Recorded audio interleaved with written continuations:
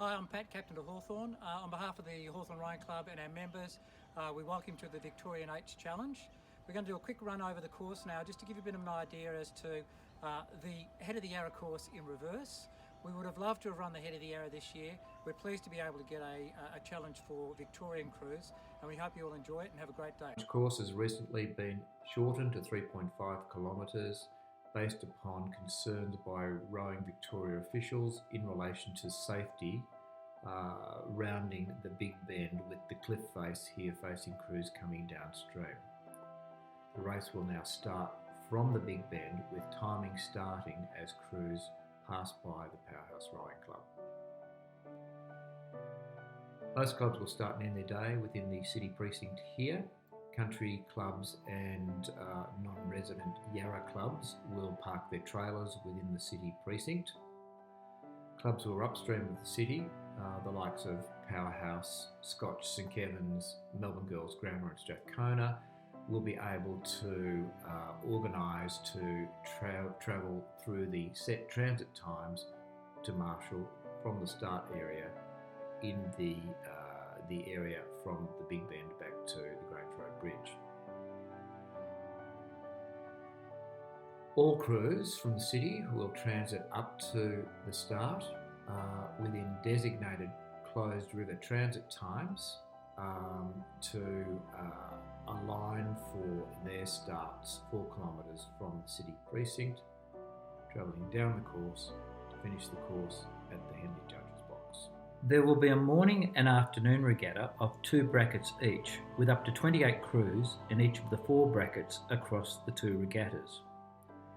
Crews will leave the city staging at designated transit times in reverse bow order. They will row 4 kilometres upstream, aligning 2 abreast from the Grange Road Bridge, with the lowest 2 numbered crews lining up at the Big Bend, ready for the start marshal to call their number for their running start. Timing will commence as crews pass by the Powerhouse Stage. You are now on a small straight, heading past the Powerhouse Rowing Club on your stroke side, then the entrance to Herring Island Meander on your stroke side, with the Parks and Waterways Jetty on your bow side.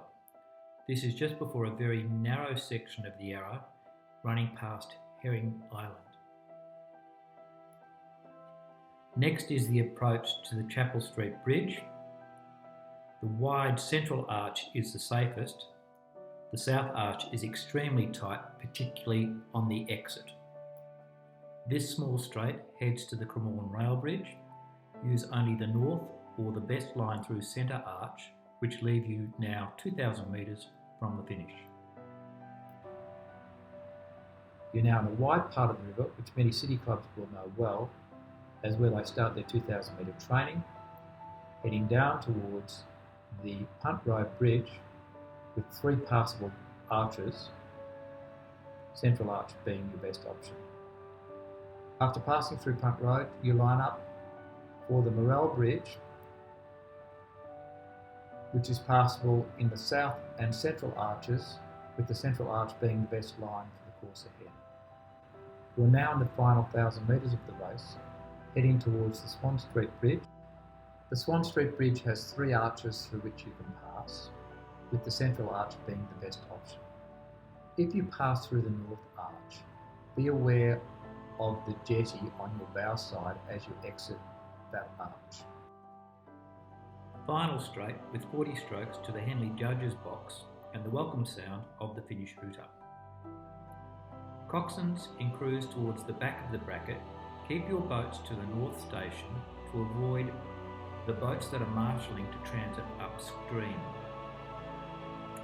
Have your crew row light over the finish to avoid collision and head to the north or centre station of the St Kilda Road Bridge before turning back around, heading through the south arch towards the city staging to alight your boat.